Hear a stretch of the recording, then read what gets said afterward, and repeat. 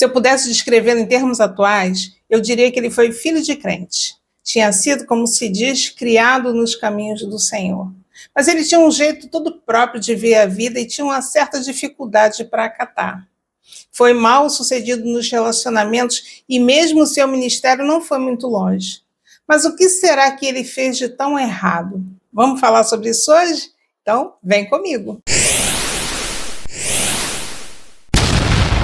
Olá, eu sou a pastora Kátia Alencar e aqui nós tratamos de crescimento espiritual usando a Bíblia como resposta. E o nosso personagem de hoje é Sansão. Alguns vídeos atrás eu falei sobre a sua mãe e como o Senhor apareceu para ela. E certamente ela passou para ele toda a instrução que ela deveria passar, acerca do seu chamado e todo o comportamento que ele deveria ter. Mas vemos Sansão seguindo e acumulando erros até que chegou um momento em que ele veio a falecer. Mas quais os erros que podemos ver na sua vida? Primeiro erro: sentia atração pelas pessoas erradas. Subiu e declarou a seu pai e sua mãe e disse: vi uma mulher em Tina, das filhas dos filisteus. Tomai-ma, pois, por esposa. Porém, seu pai e sua mãe lhe disseram: não há porventura mulher entre as filhas de teus irmãos, ou entre todo o meu povo, para que vás tomar a esposa dos filisteus, daqueles incircuncisos?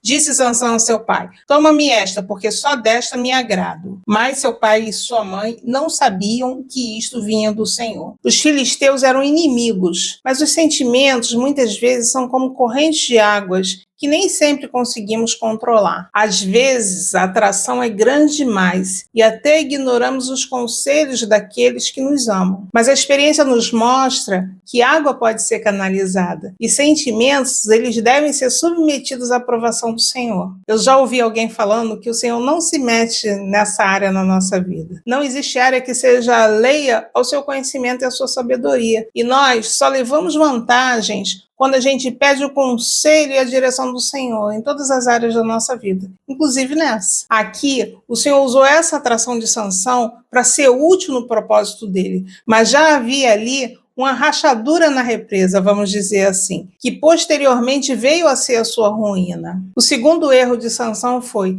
desprezo pelo mandamento do Senhor. Desceu e falou àquela mulher e dela se agradou. Depois de alguns dias, voltou ele para tomar e, apartando-se do caminho para ver o corpo do leão morto, eis que neste havia um enxame de abelhas com mel. Tomou o favo nas mãos e se foi andando e comendo dele. E chegando a seu pai e a sua mãe, deu-lhes do mel e comeram. Porém, não lhes deu a saber que do corpo do leão é que o tomara. Em alguns versículos anteriores, nós vemos que Sansão, no seu caminho para tomar a sua esposa, se depara com um leão. Então ele mata o leão e segue seu caminho. Ele foi lá tomar a sua esposa e quando ele volta, o leão está morto com mel em cima. Então o que ele faz? Pega o mel, come e ainda leva para os seus pais e dá para os seus pais. Mas ele não fala nada para eles de onde ele tinha tirado o mel. Por quê? Porque, na verdade, ele não poderia se aproximar de cadáveres. Mas ele provavelmente achou que isso era uma bobagem. Porque se um morto estava gerando doçura,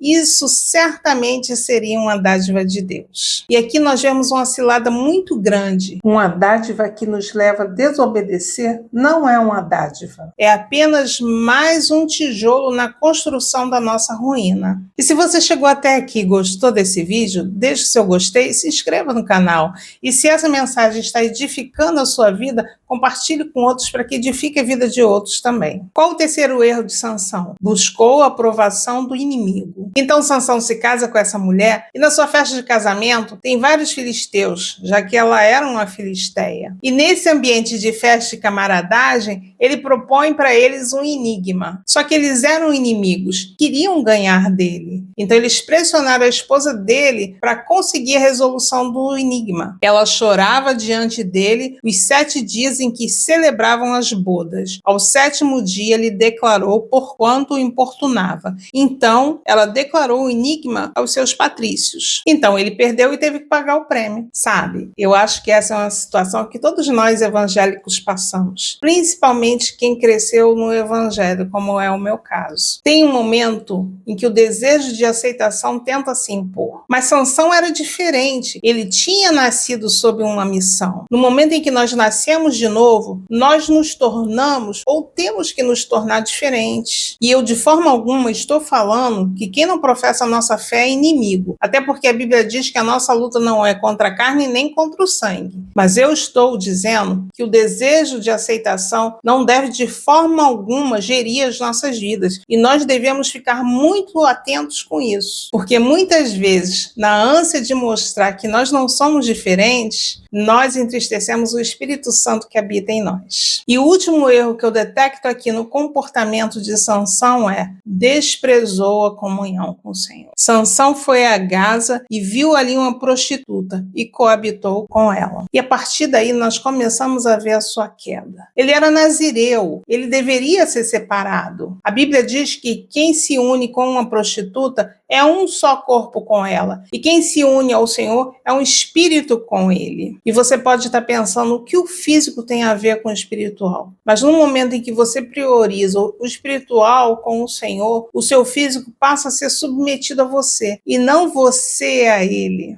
E quando você não faz isso, você acarreta para si uma cegueira espiritual. E foi isso que aconteceu com Sansão. Então vemos que ele sai de um relacionamento mal sucedido e começa a se relacionar com prostitutas. E depois disso, ele começa a se relacionar com Dalila.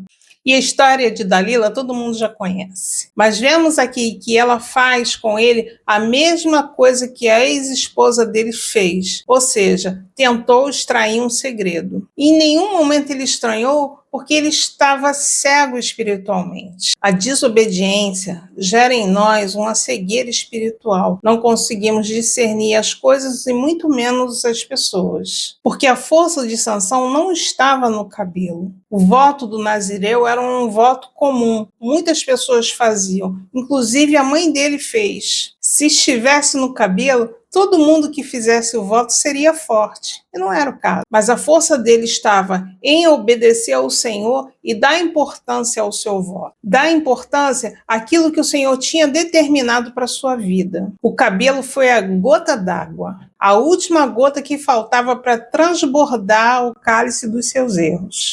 E a parte que eu acho mais triste dessa história é: tendo ele despertado do seu sono, disse consigo mesmo: sairei ainda esta vez como dantes e me livrarei, porque ele não sabia ainda que já o Senhor se tinha retirado dele. E o Senhor se retirou porque ele cortou o cabelo? O Senhor se retirou por causa da displicência e negligência dele, do excesso de autoconfiança, da ideia equivocada de que o perdão de Deus é inesgotável. E muitas vezes é assim que pensamos. Nós pensamos que Deus nos entende. Ah, o Senhor me entende. E ele realmente entende. Eu penso que o que o Senhor sente por nós é o mesmo que sentimos quando lidamos com um bebê que amamos. É um amor imenso que cuida e protege. Mas quando esse bebê está sujo, nós precisamos limpá-lo, porque nós não aguentamos ficar perto dele por causa do mau cheiro. E assim é o nosso pecado para Deus. Ele tem mau cheiro nas narinas do Senhor. E da mesma forma que os bebês choram quando estão sujos, assim devemos chorar e pedir ao Senhor que Ele nos limpe. Não podemos nunca, de forma alguma, normalizar os nossos erros, achando que Deus entende. Porque a única coisa que vamos conseguir com isso é fazer com que o Espírito do Senhor se retire de nós. E quem quer isso? Eu não quero. Você quer?